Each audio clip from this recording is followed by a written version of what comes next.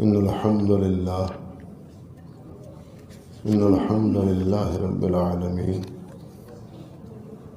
والصلاة والسلام على سيد الأنبياء والمرسلين وعلى آله وصحبه ومن تبعهم بإحسان إلى يوم الدين، وأشهد أن لا إله إلا الله وحده لا شريك له، وأشهد أن محمدا عبده ورسوله. أما بعد، فأعوذ بالله السميع العليم من الشيطان الرجيم من همزه ونفخه ونفثه. بسم الله الرحمن الرحيم. أإذا متنا وكنا ترابا ذلك رجع بعيد قد علمنا ما تنقص الأرض منهم وعندنا كتاب حفيظ. محترم حضرات، سورۃ قاف کے بارے میں اس کی ابتدائی جو آیات مبارکہ ہیں ان کے حوالے سے ضروری باتیں آپ سے عرض کر چکا ہوں، اور آج اللہ سبحانہ و تعالیٰ کی توفیق سے اسی صورت کی یہ تیسری اور چوتھی آیت مبارکہ وہ میں نے آپ کے سامنے تلاوت کی ہے۔ مشرکین مکہ جہاں اس بات پر تعجب کرتے تھے کہ محمد صلی اللہ علیہ وسلم جو ہم میں ہی پلا ہے، جوان ہوا ہے، ہمارے ہی ماحول اور معاشرے کا ایک فرد ہے، اور ہمارے ہی خاندان کا ایک انسان ہے، وہ کس طرح رسول بن گیا؟ اللہ رب العزت کا رسول کس طرح مقرر کر دیا گیا؟ جس طرح کہ پہلی آیت میں اللہ ذوالجلال نے ذکر کیا ہے کہ بل عجبوا ان جاءہم منذر منہم فقال الکافرون ھذا شیء عجیب۔ بڑی عجیب بات ہے کہ محمد صلی اللہ علیہ وسلم ہم ہی میں سے ہو کے ہمیں ہی آنکھیں دکھا رہے ہیں، ہم میں پلے ہیں، ہم میں جوان ہوئے ہیں، اور یہ آج ہمیں آنکھیں دکھا رہے ہیں، ہمیں ڈرا رہے ہیں، خوف زدہ کر رہے ہیں۔ اللہ اکبر کبیر۔ اور خوف زدہ کس بات سے کرتے ہیں کہ دیکھو اگر تم نے میری بات نہ مانی، ایک اللہ وحدہ لا شریک کی عبادت نہ کی، اپنے ان معبودان باطلہ کے عبادت گزار بنے رہے، تو قیامت کے دن جہنم کی آگ تمہیں جلائے گی اور جہنم میں تم جلو گے۔ اس سے نبی علیہ السلام ڈراتے تھے، خوف زدہ کرتے تھے۔ تو اسی لیے آگے یہ بات اللہ تعالی ذوالجلال نے ان کی بیان کی ہے کہ اذا متنا وکنا ترابا، کیا جب ہم مر جائیں گے اور زمین میں مل کے مٹی ہو جائیں گے، ہڈیاں بوسیدہ ہو جائیں گی، چمڑا بالکل ختم ہو جائے گا، مٹی سے مل جائے گا، تو کیا ہم اس وقت دوبارہ اٹھائے جائیں گے؟ ذالک رجع بعید، یہ دوبارہ اٹھایا جانا بہت بعید بات ہے، ناممکن بات ہے، یہ ہو ہی نہیں سکتا۔ یہ قرآن مجید بتلاتا ہے کہ جتنی بھی قومیں پہلے ہوئی ہیں حضرت نوح علیہ السلام سے لے کے نبی علیہ السلام تک، ایمانداروں کے علاوہ جو ایمان لے آئے وہ تو قیامت پر ایمان بھی لے آئے، لیکن جنہوں نے اپنے اللہ کے رسول کا انکار کیا، انہوں نے قیامت کا بھی انکار کیا کہ قیامت کوئی قائم نہیں ہوگی، کیونکہ قیامت کو اگر مان لیا جائے تو پھر انسان بہت سی من مانیوں سے بچ جاتا ہے، نافرمانیوں سے بچ جاتا ہے، گریز کر لیتا ہے۔ لیکن جب یہ یقین ہو کہ اللہ سبحانہ و تعالیٰ کے ہاں حاضر ہو کے اپنے اپنے اعمال کا حساب دینا ہے، تو پھر انسان بچ بچا کے یہ زندگی گزارتا ہے، تاکہ قیامت کے دن یہ رسوا نہ ہو اور اللہ سبحانہ و تعالیٰ کے سامنے ذلیل نہ ہو، بندوں کے سامنے بھی اور اللہ کے سامنے۔ لیکن آج اگر دیکھیں تو بڑے ہی افسوس سے کہنا پڑتا ہے کہ ہم مسلمان قیامت پر ایمان بھی رکھتے ہیں، جس طرح اللہ پر ایمان رکھتے ہیں، اللہ کے رسول صلی اللہ علیہ وسلم پر ایمان رکھتے ہیں، قیامت پر بھی اسی طرح ایمان رکھتے ہیں، لیکن قیامت پر ایمان لانے کے باوجود ہماری زندگی میں کوئی تبدیلی نہیں، کوئی تبدیلی ہماری زندگی میں نہیں، الا ماشاءاللہ ہم اسی طرح اپنے اعمال سے بے خوف اور اپنے انجام سے بے پرواہ ہیں، جس طرح کے کفار اپنے اعمال سے بے پرواہ تھے۔ وہی برائیاں اور وہی نافرمانیاں جو کفار کرتے ہیں وہ ہم بھی کرنے سے کوئی کم نہیں ہے، بلکہ اگر دیکھا جائے کہ جتنی اخلاقی پستی اب مسلمانوں میں آ چکی ہے وہ کفار میں بھی نہیں ہے۔ جتنا جھوٹ، جتنا کہنا چاہیے کہ دغا، دوسرے کو دھوکہ دینا، دوسرے کو غلطی میں مبتلا کر کے اپنا کام نکال لینا، یہ جتنی ترکیبیں ہم کو آتی ہیں غیر مسلموں کو یہ ترکیبیں نہیں آتی۔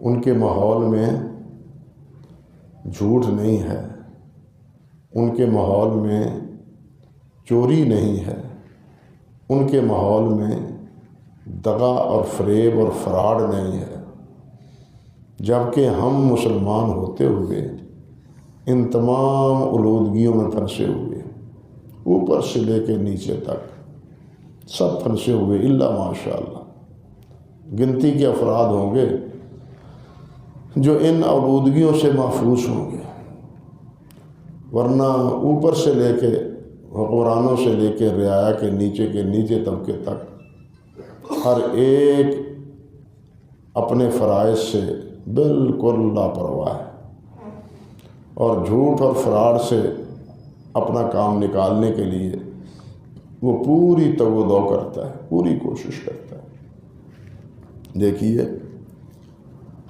قوموں کا عروج وہ اخلاقیات پر مبنی ہے، قوموں کا جو ہے نا عروج، ان کی سربلندی وہ ان کے اخلاق اور ان کے کردار پر مبنی ہے۔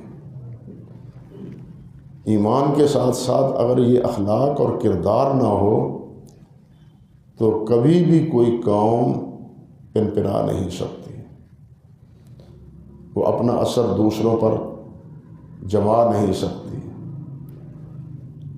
نبی علیہ الصلوۃ والسلام کا یہ وصف تھا، اور اللہ ذوالجلال نے بیان فرمایا انک لعلی خلق عظیم، آپ بڑے عظیم خلق کے مالک ہیں۔ نبی علیہ الصلوۃ والسلام کے جو اخلاق تھے اور جو صحابہ کرام رضوان اللہ علیہ مجمعین کو اخلاق سکھایا، صحابہ اور تابعین جس اخلاق میں رنگے ہوئے تھے، آج ان کا کہیں بھی تصور ہمیں نظر نہیں آتا۔ اللہ اکبر کبیرہ۔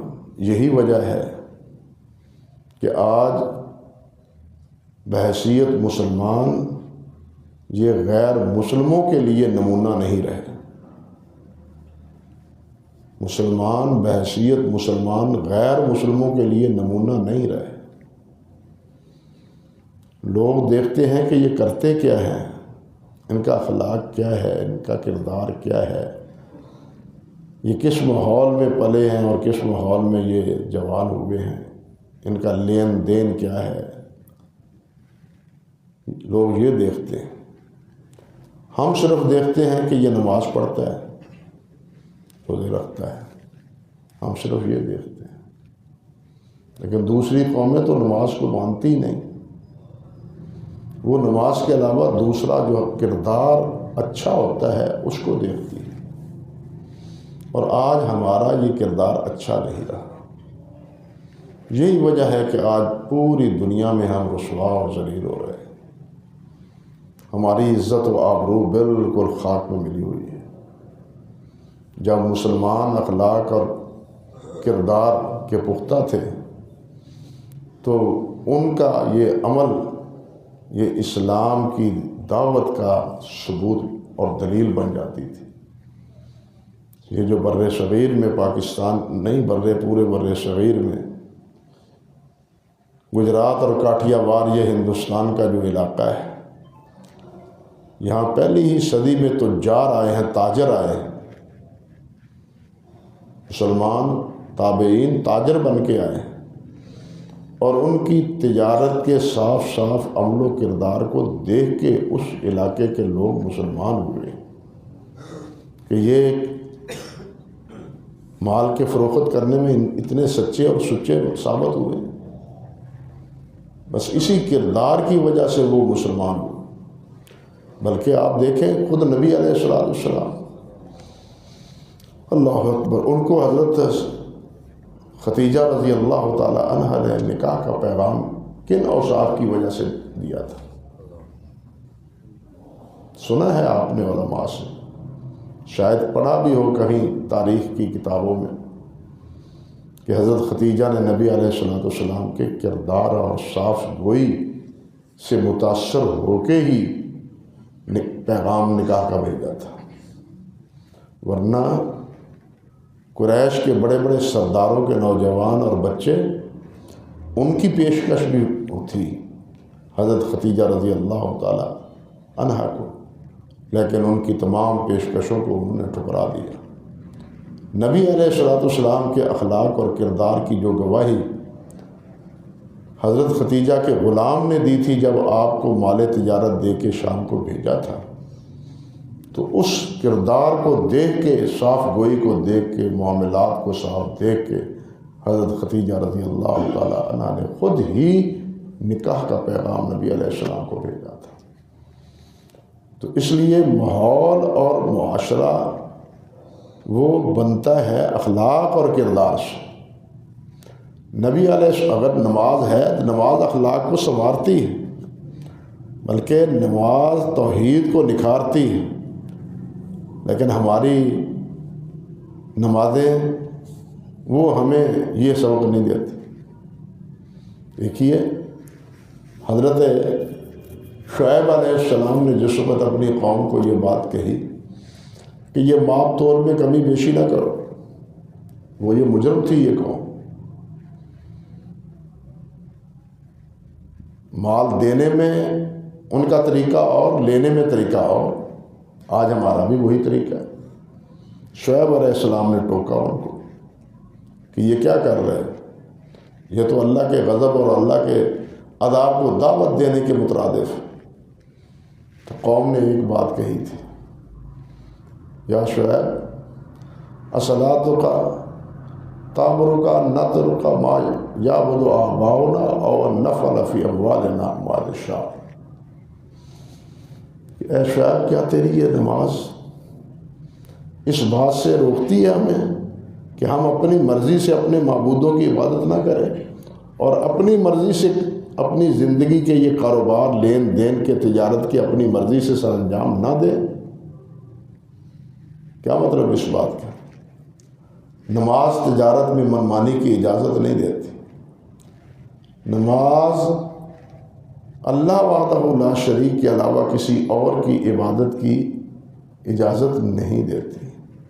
جو پکا سچا نمازی ہے اور ہر رکعت میں یہ پڑھتا ہے ایاک نعبد و ایاک نستعین، ہم تیری ہی عبادت کرتے ہیں، تیری ہی تجھ ہی سے مدد مانگتے ہیں، لیکن یہ انسان نماز کے بعد اگر اللہ کے علاوہ کسی اور کے سامنے بھی جھک جائے، اللہ کو پکارنے کے علاوہ کسی اور کو بھی پکارنا شروع کر دے، تو گویا اس سے بڑا نفاق اور کیا ہوگا۔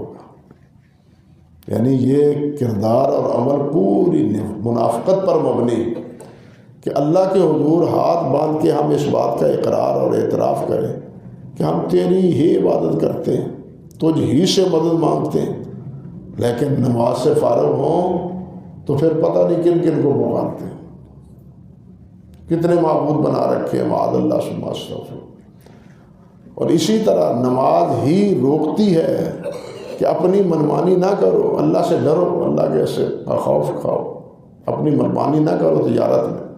یہی بات شعیب علیہ السلام کی قوم کو سمجھ آ گئی، لیکن ہمیں سمجھ نہیں آتی، کلمہ پڑھنے والوں کو سمجھ نہیں آتی کہ نماز اس سے روکتی ہے، وہ سمجھتے تھے۔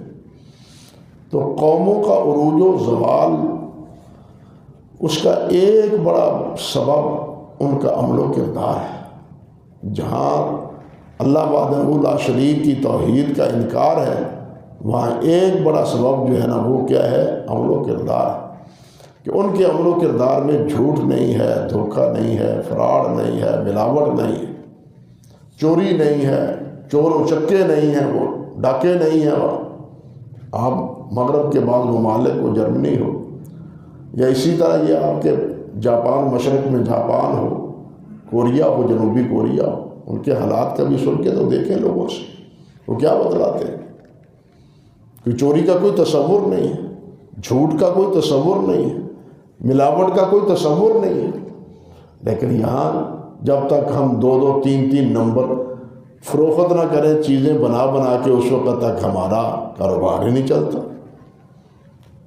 غیر مسلموں میں جا کے ہم کہتے ہیں کہ جناب اوہو چائنا میں جائیں یا اسی طرح کوریا میں، جاپان میں، جی سور حرام ہے، ہم نہیں کھاتے، حلال کھائیں گے۔ وہاں کہیں گے سور حرام ہے، حلال کھائیں گے، یہ حرام ہے، لیکن ملاوٹ کی چیزیں وہ ہمارے لیے حلال ہیں، اس حرام سے ہمیں خوف نہیں آتا، وہ بھی حرام نہیں ہے۔ اللہ اور اللہ کے رسول نے ان چیزوں کو حرام قرار نہیں دیا کہ اشیاء کو ملاؤ نہ، ملاوٹ، دھوکہ نہ دو اپنے مسلمان بھائی کو۔ حتیٰ کہ نبی علیہ السلام نے تو دانوں کے اس ڈھیر میں سے جس کے اوپر خشک دانے رکھے ہوئے تھے اور نیچے سے دانے جو ہے نا وہ گیلے تھے بارش ہونے کی وجہ سے، ہاتھ ڈال کے گیلے دانے نکال کے نبی علیہ السلام نے فرمایا ما ھذا، یہ کیا ہے؟ اس ڈھیر کو تم فروخت کر رہے ہو، خریدار کو دھوکہ دے رہے ہو، یعنی خشک چیز اوپر رکھی ہوئی ہے، آپ لے جائیں بازار میں جائیں، اچھے دانے اوپر ہوں گے، باقی جناب نیچے دوسرے ہوں گے۔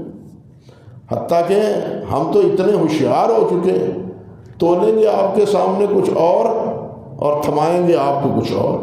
کیا یہ حقیقت ہے یا نہیں؟ بدنام ہو چکے ہیں ہم اس معاملے میں، یہ کیفیت ہے ہماری۔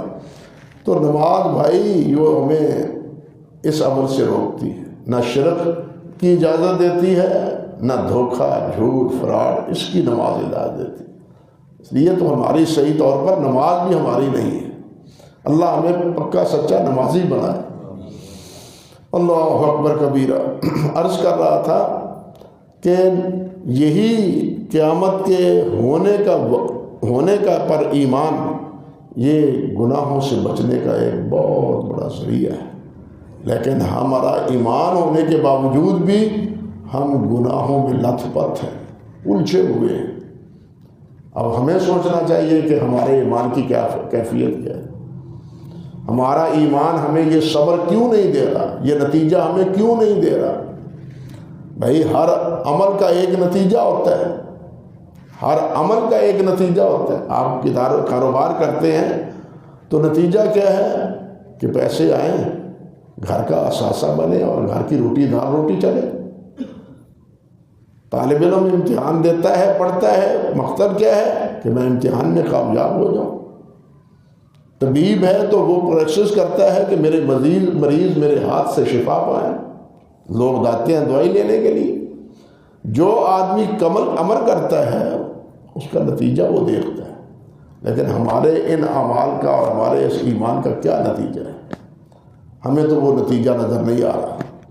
ایمان لانے کے باوجود بھی، نمازیں پڑھنے کے باوجود، اللہ ماشاء اللہ ہوں گے انگلیوں پر گنے چنے چند افراد، ورنہ اکثر و بیشتر نماز پڑھنے والے بھی انہی آلودگیوں میں پھنسے ہوئے ہیں جن آلودگیوں میں وہ لوگ پھنسے ہوئے ہیں جو نماز نہیں پڑھتے۔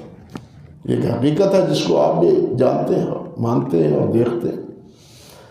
تو یہ خرابی تھی ان کی، اور وہ کہتے تھے کہ یہ بات کیسی ہے کہ محمد کہتے ہیں کہ مرنے کے بعد دوبارہ ہم اٹھیں گے، اذا متنا وکنا ترابا، جب ہم مر جائیں گے اور مٹی ہو جائیں گے، ذالک رجم بعید، یہ اٹھنا بہت بعید بات ہے، ناقابل قبول بات ہے۔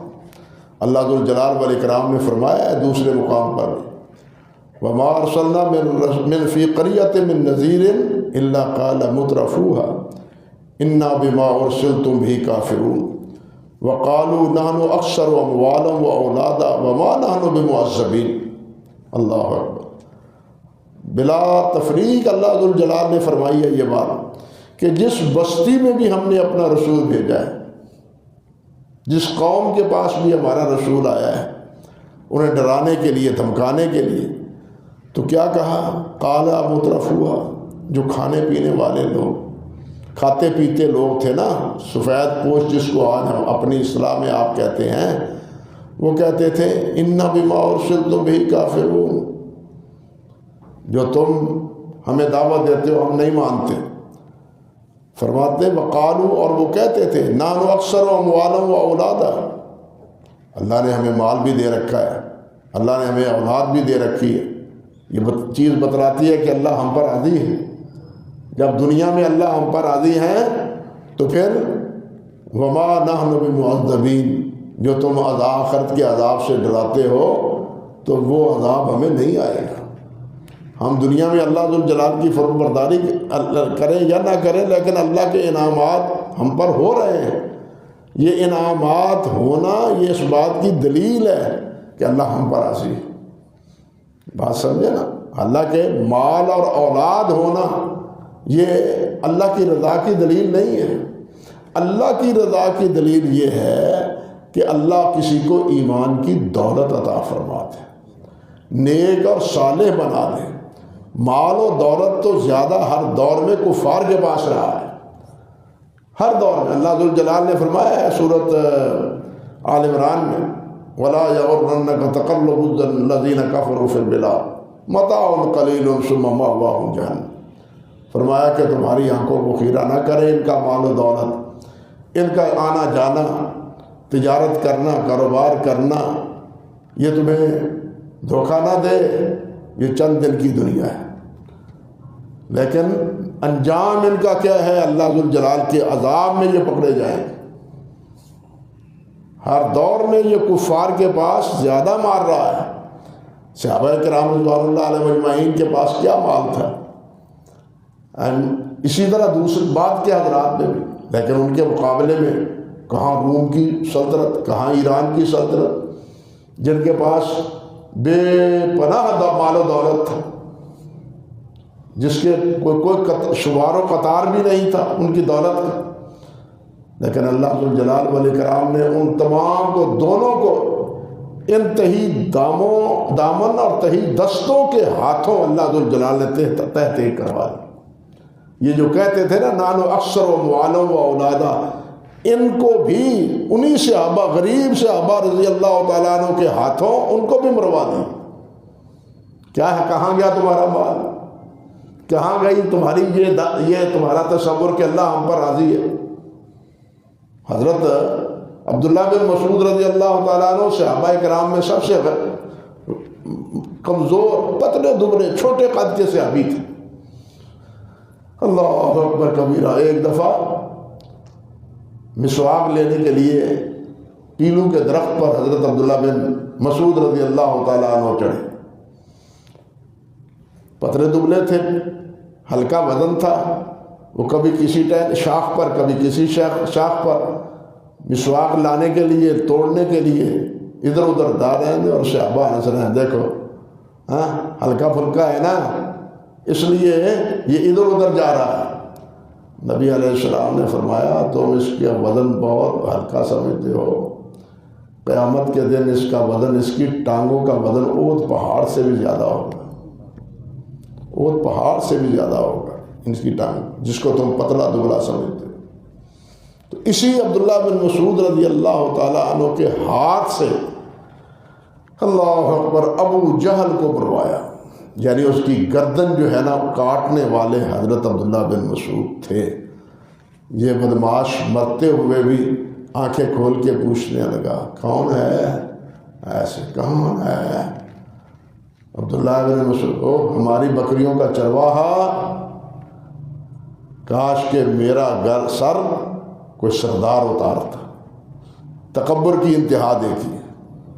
لیکن اللہ ذوالجلال نے سب سے بڑے متکبر کو سب سے کمزور کے ہاتھوں بالکل ختم کروا.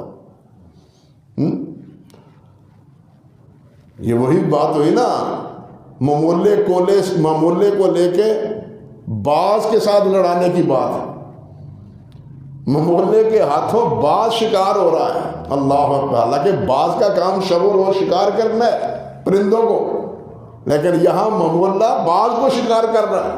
عبداللہ بن مسعود رضی اللہ تعالیٰ عنہ ابو جہل کا گردن کاٹ رہے ہیں. اللہ، یہ اللہ کی قدرت ہے. اللہ اکبر کبیرہ. دوبارہ عرض کرنے کا مقصد یہ تھا کہ یہ نمازیں اور یہ عقائد، ان کا تو بھائی نتیجہ یہ ہے کہ انسان اللہ کی نافرمانیوں سے بچ جائے.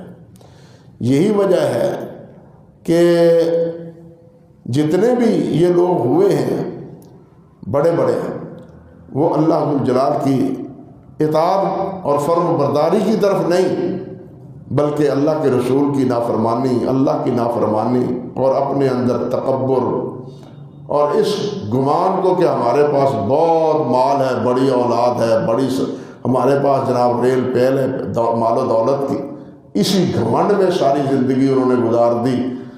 اور یہ وہ نبی علیہ السلام سے بھی یہی بات کہتے تھے. اللہ اکبر کبیرہ.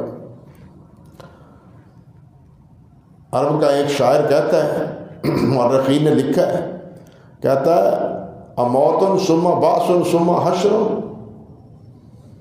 کیا تم کہتے ہو کہ موت آئے گی پھر اس کے بعد اٹھایا جائے گا اور پھر تمام ایک جگہ جمع ہوں گے؟ حدیث و خرافات یا ام عمر، اے ام عمر یہ تو خرافات بات ہے، بالکل غلط بات ہے، ناممکن بات ہے کہ انسان مر مٹی ہو جائے تو پھر اس کو دوبارہ اٹھایا جائے. حضرت خباب بن ارت رضی اللہ تعالی عنہ جو اوائل صحابہ کرام رضوان اللہ سابقین اولین میں سے، یہ تلواریں بناتے تھے، لوہے کی تلواریں بناتے تھے. عرب لڑتے تھے نا تو یہ تلواریں بناتے تھے، لوہے کا کام کرتے تھے. اللہ اکبر کبیر. اللہ اکبر کبیر. یہ جب ہجرت کرنے لگے تو نبی علیہ یہ کہنے لگے ایک آدمی کو جس سے انہوں نے پیسے لینے تھے، او بھائی میں نے جانا ہے، میرے پیسے دو، میرے پیسے دو. وہ نے کہا کہے پیسے تب دوں گا جب تم یہ اقرار کرو کہ محمد اللہ کے رسول نہیں ہے. معاذ اللہ ثم استغفر اللہ. مگر حضرت خباب نے کیا کہا رضی اللہ تعالیٰ، اور تو اگر مرنے کے بعد دوبارہ اٹھ بھی جائے نا، کھڑا بھی ہو جائے، پھر بھی میں حضرت محمد رسول اللہ صلی اللہ علیہ وسلم کا انکار نہیں کروں گا. وہ کہنے لگا مرنے کے بعد پھر اٹھایا جاؤں گا؟ ہاں مرنے کے بعد دوبارہ اٹھائے جاؤ گے. تو کہنے لگا اچھا دوبارہ اٹھائے جائیں گے تو وہاں میرا مال بھی ہوگا، میں اس دن تمہیں مال دے دوں گا، میں تیرا قرض اس دن چکا دوں گا. یہ کافر کہہ رہا ہے حضرت خباب بن ارت سے اب آپ ذرا غور کریں ہمارے معاشرے اور ماحول میں کیا مسلمان یہی جسارت نہیں کئی کرتے؟ گاں جا کے لے لیں، اگے لے لیں جا کے، کتنا ایمان ہے قیامت پر؟ کیا ایمان ہے ہمارا قیامت پر؟ جو ایمان نہیں رکھتے تھے یہ باتیں تو وہ کہتے تھے، ہم ایمان رکھتے ہوئے بھی یہ بات نہیں کہتے، یہی بات کہتے ہیں۔ کتنا فرق ہے دونوں؟ اللہ ہی ہمیں سمجھ دے، اللہ ہمارے حال پہ رحمت فرمائے۔ اللہ اکبر کبیرہ۔ اور یہ جو عاص بن وائل تھا ان کے ساتھ بات کرتا ہوں، باعث سے آیا قبرستان سے، تو قبرستان سے جناب بوسیدہ ہڈیاں اٹھا کے لے کے آیا نبی علیہ السلام کے سامنے اور لوگوں کے سامنے۔ بوسیدہ ہڈی ہاتھ سے مل کے اس کی راکھ نیچے بٹھا دی، گرا دی۔ کہنے لگا کہ کیا تم یہ کہتے ہو کہ یہ راکھ دوبارہ اس کو جمع کر کے دوبارہ اس کو انسان زندہ کیا جائے گا؟ اس راکھ کو جو بالکل اس وقت مٹی ہو گئی ہے اور مٹی میں مل گئی ہے، تم کیا کہتے ہو؟ یہ کہتے ہو؟ یہ نہیں ہو سکتا۔ اور اسی چیز کو اللہ سبحانہ و تعالیٰ نے سورہ یاسین کے آخری آیتوں میں بیان کیا ہے۔ وَضَرَبَ لَنَا مَثَلًا وَنَسِيَ خَلْقَهُ قَالَ مَن يُحْيِي الْعِظَامَ وَهِيَ رَمِيمٌ۔ اللہ اکبر، کہتا ہے ہمارے لیے یہ مثال دیتا ہے اور اپنے آپ کو بھول جاتا ہے کہ میری اوقات کیا ہے، مجھ سے الجھتا ہے، اپنی اوقات کو نہیں دیکھتا، اور کہتا کیا ہے میں یحیی العظام وہی رمیم، جب یہ مٹی ہو جائیں گی تو ان ہڈیوں بوسیدہ ہڈیوں کو کون زندہ کرے؟ اللہ اکبر کبیر۔ اللہ فرماتے ہیں میرے نبی قل یحییھا الذی انشاھا اول مرہ وہو بکل شیء علیم۔ اللہ اکبر، اس کو وہی زندہ کرے گا جس نے پہلی بار تمہیں زندگی دی، جس مالک نے پہلی بار تمہیں زندگی دی ہے دوبارہ بھی وہ اسی کو زندہ کرے گا، اور وہ ہر چیز وہو علی کل شیء علیم، اور ہر چیز کو وہ جاننے والا ہے، ہر چیز سے وہ باخبر ہے، اس کو معلوم ہے کہ کس کی مٹی کہاں پڑی ہے، کس کی مٹی کہاں پڑی ہے۔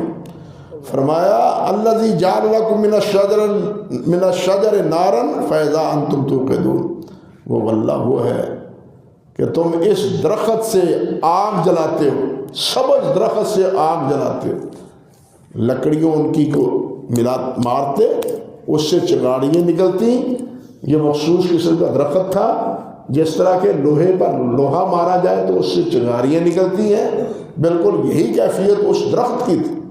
اللہ فرماتے ہیں الذی جعل لکم من الشجر نارا فاذا انتم توقدون، اور درختوں سے بھی آگ نکلتی ہوئی دیکھی ہے تم نے، لیکن نکالی ہے ہم نے یا نہیں نکالی؟ اور تم اس آگ سے اپنے آپ کو گرمی نہیں پہنچاتے، اس سے مستفید نہیں ہوتے۔ اولیس الذی خلق السماوات والارض بقادر علی ان یخلق مثلہم، کیا جس مالک نے اتنا بڑا آسمان اور زمین بنا دی، کیا اس اللہ کے لیے یہ اتنا مختصر سا انسان بنانا مشکل ہے؟ بلا وہو الخلاق العلیم، انما امرہ اذا اراد بشیء ان یقول له کن فیکون، اس کا تو کسی چیز کے بارے میں ارادہ ہو جائے تو وہ بس یہی کہتا ہے ہو جا فیکون، وہ ہو جاتی۔ وہ تو اللہ اتنا قادر مطلق ہے، قادر قدیر ہے، کسی چیز کے بارے میں جس کے بارے میں ارادہ کر لیتا ہے کہ یہ ہو جا تو وہ ہو جاتی۔ تو اس طرح اللہ سبحانہ و تعالیٰ نے ان کی تردید متعدد بار کی ہے، متعدد آیات میں کی ہے۔ یہاں بھی یہی جھگڑا ان کا ہے، اذا متنا وکنا ترابا ذلک رجم بعید۔ اللہ فرماتے ہیں قد علمنا ما تنقص الارض منہم، ہم جانتے ہیں کہ تمہاری خاک، تمہاری مٹی، تمہاری ہڈیاں، تمہارے اجزاء یہ زمین کے کس کس حصے میں پڑی ہیں۔ وَعِندَنَا كِتَابٌ حفیظ، اور ہمارے پاس محفوظ کتاب ہے جس میں سب کچھ یہ لکھا ہوا بھی ہے، جانتے بھی ہیں، باقاعدہ لکھا ہوا بھی ہے کہ اس کی ہڈیاں کہاں ہوں گی، اس کی مٹی کہاں ہے، اس کی یہ دفن کہاں ہوگا۔ یہ ساری باتیں کتاب میں بھی لکھی ہوئی موجود ہے اور ہم اس سے آگاہ بھی ہیں، ہم نے اس میں لکھ رکھا ہے۔ تو یہاں یہ بات اللہ ذوالجلال نے فرمائی. اسی حوالے سے کچھ باقی باتیں ہیں، اللہ تعالیٰ نے چاہا تو آئندہ سبق میں، آئندہ درس میں اس کی وضاحت کریں گے انشاءاللہ العزیز. اللہ نے توفیق عطا فرمائی تو وآخر دعوانا ان الحمد للہ رب العالمین.